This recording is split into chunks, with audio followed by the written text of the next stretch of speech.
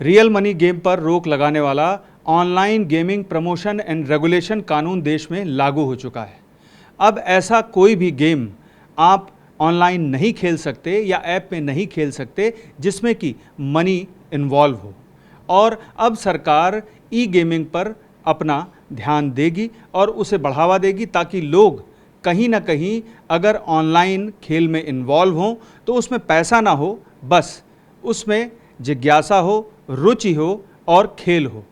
इस पहलू पर बातचीत करने के लिए हमारे साथ साइबर एक्सपर्ट और आईटी एक्सपर्ट नितिन साथ में हैं। नितिन, सबसे पहला सवाल यही है कि ये किस तरह के गेम हैं, क्योंकि लोग ये नहीं जानते कि मनी गेम और ई गेमिंग में क्या फ़र्क है। ठीक है, मैं सबसे पहले इसी से शुरुआत करता हूँ। मनी गेम जिसमें भी आप पेमेंट कर रहे हैं बेसिकली, जैसे किसी भी कोई कॉन्टेस्ट चल रहा है, उस कॉन्टेस्ट में आप अगर पार्टिसिपेट करने के लिए आपको पेमेंट करनी पड़ी है।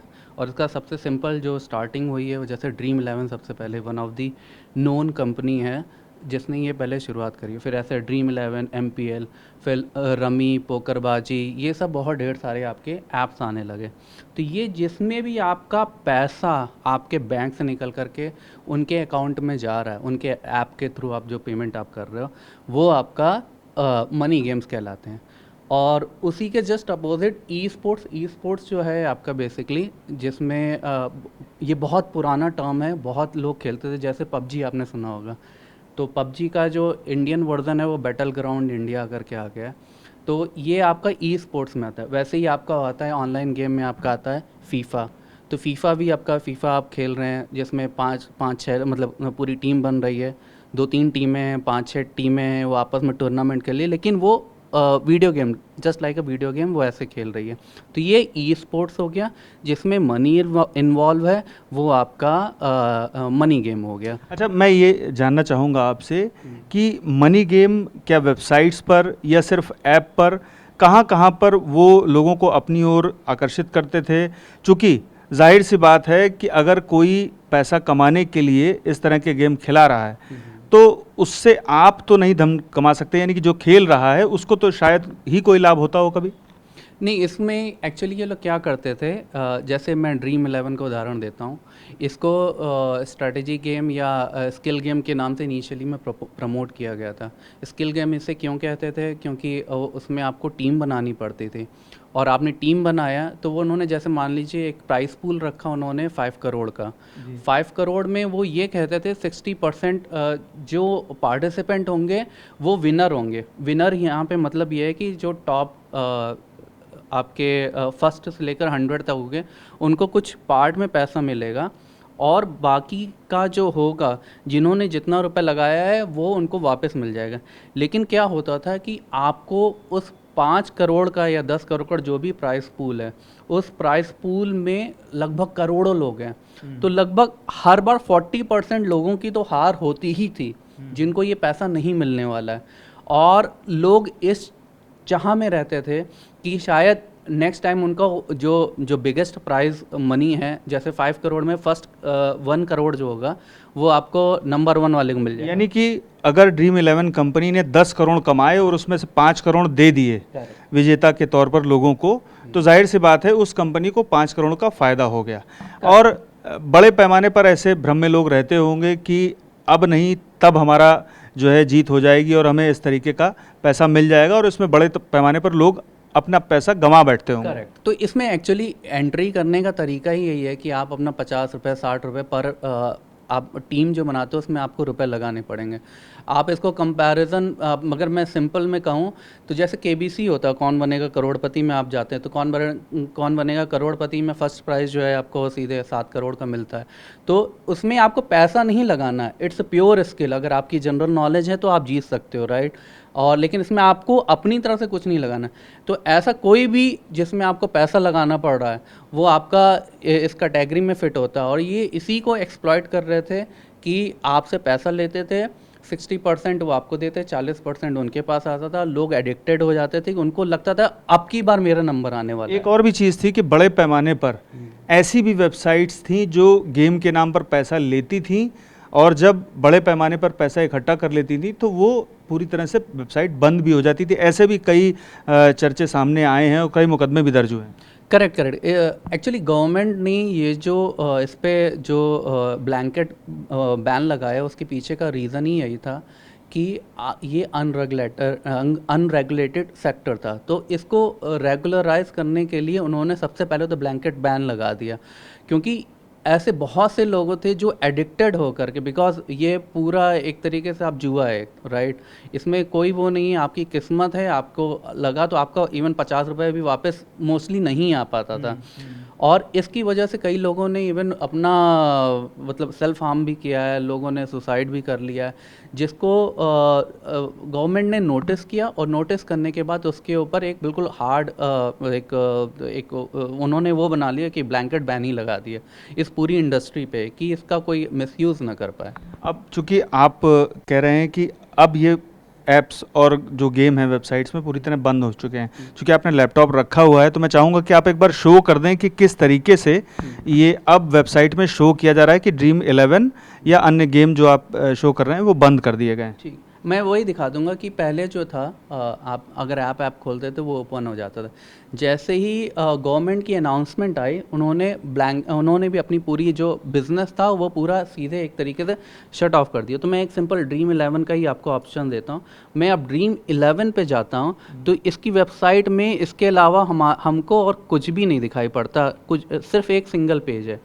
वरना इससे पहले आप इस पे जाते हो तो फर्दर आपको बहुत ढेर सारी डिटेल मिलती, कहाँ क्या मैच चल रहा है, कुछ चल रहा है। लिखा भी हुआ है, thank you for your interest in Dream 11 as per the promotion and regulation of online gaming bill 2025 cash games and, और आगे फिर उन्होंने उसको अच्छा, cash games and contests have been discontinued on Dream 11। अच्छा, इसके अलावा भी कोई और गेम है जो आप दिखा सकें हमें? जरूर, मैं और भी दिखाता हूँ। जैसे अच्छा, आपका ये MPL है। हाँ, ये MPL है। MPL में भी अगर आप ऊपर देखें तो notification in compliance with the law and cash game available on MPL, deposits are no longer available.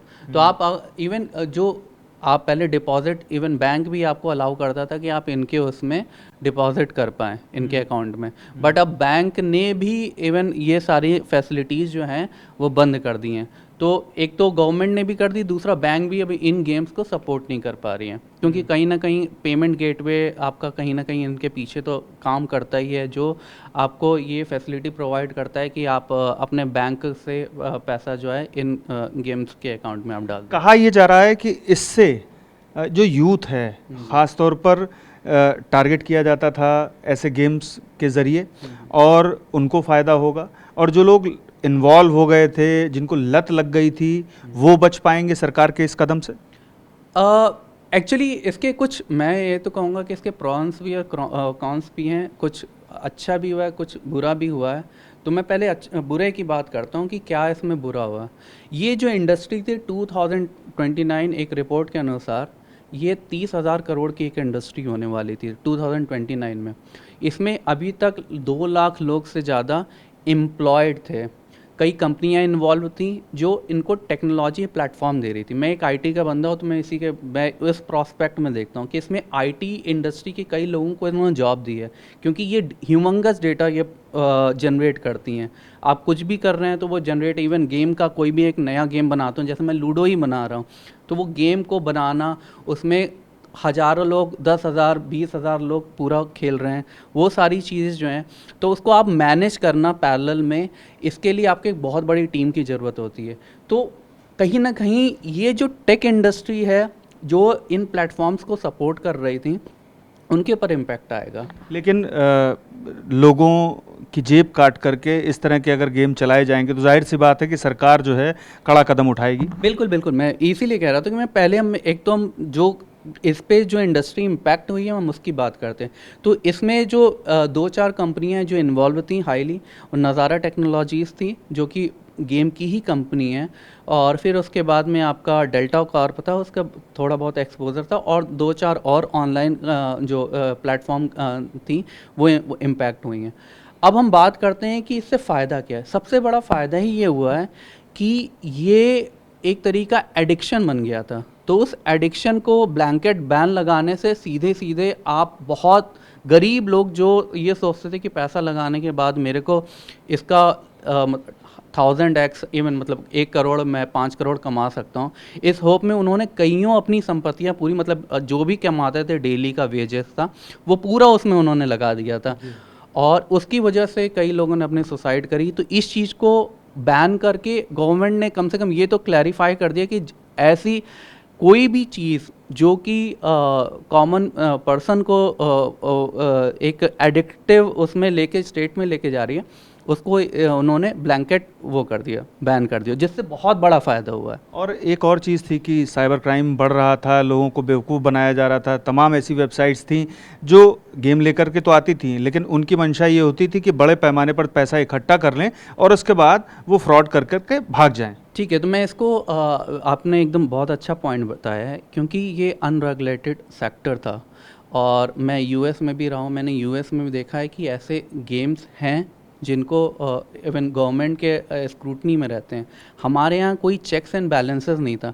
अगर मान लीजिए आपने कोई पैसा दिया, कोई नहीं जानता है कि वो प्लेटफॉर्म जो है वो एक्चुअली में आपके जो विनिंग चांसेस हैं वो उसको आपको एक्चुअल में वो दे रहा है कि नहीं, जो आपके विनिंग चांसेस है। आप मान लीजिए आप कुछ सचमुच में जीतने वाले हैं, तो प्लेटफॉर्म ऐसा भी कर सकते हैं उन्होंने ऐसा भी किया है कि वो आपके विनिंग चांसेस को बिल्कुल कम कर दें। तो ये एक्चुअली अनरेगुलेटेड, तो आपके बिहाइंड जो भी चीज़ हो रही है वो आपको नहीं पता। तो इसीलिए आई मीन ये बहुत अच्छा काम हुआ है। वेयर एस अगर आप उसको कंपेयर में करें यूएस और उस जगह के, वहाँ पे कई स्टेट्स ऐसे हैं जो इन टाइप के गेम्स को उन्होंने काफ़ी उनको वो कर रखा है, उन्होंने रेगुलेशन में, हाँ रेगुलेशन में कर रखा हुआ है। और ये सारे जैसे आपका नेवादा हो गया, आपका स्टेट है जहाँ पे आपका लास वेगास आपने सुना होगा, ऐसी और कई स्टेट्स हैं जहाँ पे उन्होंने रेगुलराइज कर रखा है। लेकिन उनके रेगुलराइजेशन क्या है कि उनकी प्रॉपर ऑडिट्स और सारी चीज़ें होती हैं और उनका ये रहता है कि आपका जो भी प्राइस पूल या समथिंग कुछ उसमें इतना परसेंट जाना ही जाना चाहिए। तो ये पूरा ऑडिटेड एक सेक्टर है जिसमें आप कुछ भी धांधली या घपला नहीं कर सकते, जबकि इंडिया में ऐसा कुछ भी नहीं था। कोई इंडिया में सबसे बड़ी कमी तो अवेयरनेस की है, लोग जानते ही नहीं उसके बारे में। और चूंकि लालच दिया जाता है, टारगेट किया जाता है ऐसे लोगों को जो नासमझ हैं और उनसे पैसा निकाल करके उनकी जेब काट करके सीधे वेबसाइट्स भाग जाती हैं। बेसिकली फ्रॉड किया जाता था, अब उस पर पूरी तरह से रोक लग गई है। अब मैं दूसरे एस्पेक्ट पर आता हूँ। चूँकि इस बिल में ये स्पष्ट कर दिया गया है कि अगर कोई भी रियल मनी गेम खिलाएगा या ऐसी कोई वेबसाइट चलाएगा या ऐप चलाएगा तो 1 करोड़ रुपए का जुर्माना और 3 साल की सज़ा। और अगर ऐसे प्लेटफॉर्म को अगर कोई विज्ञापन देता है तो उस पर 50 लाख रुपए का जुर्माना और 2 साल की सज़ा। यानी कि पीनल प्रोविज़न भी है और साथ में जुर्माना भी है। तो इन स्थितियों के मद्देनज़र सरकार का जो प्रतिबंध है और संदेश है इसके प्रति बड़ा कड़ा है। अब मेरा दूसरा सवाल, दूसरा एस्पेक्ट ये है, सरकार अब ई गेमिंग प्लेटफॉर्म को किस तरीके से आगे बढ़ाएगी? चूँकि ये एक बड़ा झटका है इंडस्ट्री के लिए जो लगातार चल रही थी, उसमें लूप होल्स थे, लकुनास थे, इसी वजह से सरकार कानून लेकर के आई। लेकिन अब इसको फिर से रिवाइवल के लिए, उसको आगे बढ़ाने के लिए क्या कर सकती है गवर्नमेंट?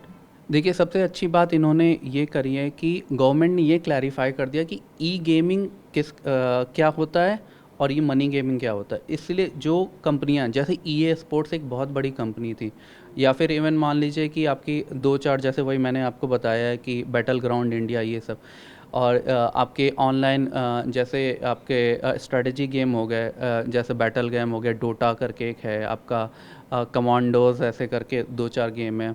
और इनमें क्या हो गया, इनकी अब काफ़ी टूर्नामेंट होंगे, जैसे यूएस में भी होता है, यूएस यूके में है, आपके इनके बहुत बड़े बड़े टूर्नामेंट और प्राइस पूल होता है, online tournament, online tournament. Even आपके कोई बड़े बड़े, जैसे आप मान लीजिए यहाँ पे कोई एक पर्टिकुलर जगह पे आके मैंने कोई इवेंट किया, उस इवेंट में मैंने कहा कि बहुत सी टीमें उसमें पार्टिसिपेट कर सकती, जैसे माइक्रोसॉफ्ट कराती हैं इंटरनेशनली। आपका उनका स्ट्रेटजी गेम है, वॉर गेम करके समथिंग कुछ है, एग्जैक्टली मेरे को याद नहीं, उसमें बहुत बड़ी टीमें काम करती, मतलब तो ये सारी जो हैं ये सब इसी ई कैटेगरी, उसमें ई गेमिंग के कैटेगरी में आती।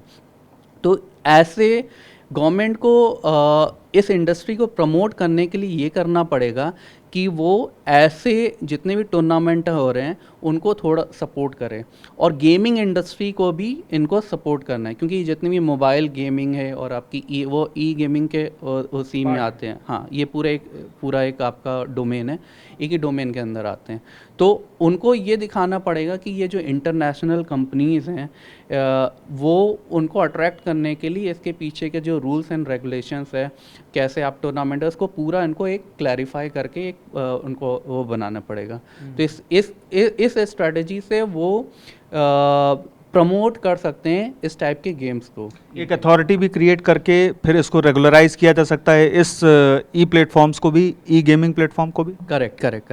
तो इसके पीछे यही काम करना पड़ेगा।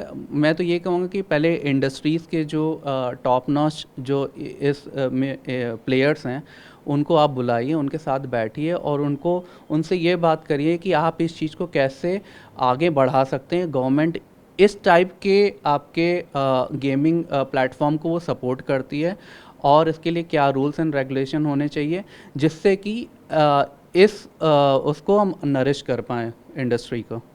हमसे बात करने के लिए बहुत बहुत धन्यवाद। तो आपने सुना आईटी एक्सपर्ट नितिन को, जिन्होंने हमें बताया कि रियल टाइम मनी गेम क्या है और जो ई गेमिंग है वो क्या है, दोनों में फ़र्क है। और यही वजह है कि सरकार एक कानून लेकर के आई, और अगर आपका पैसा किसी भी तरह से किसी ऑनलाइन गेम में इन्वॉल्व है तो आप शिकायत भी कर सकते हैं, और अगर वो गेम चल रहा है तो तत्काल शिकायत करिए, चूँकि वो देश के कानून के खिलाफ है। पीयूष पांडे, TV9 भारतवर्ष, नई दिल्ली।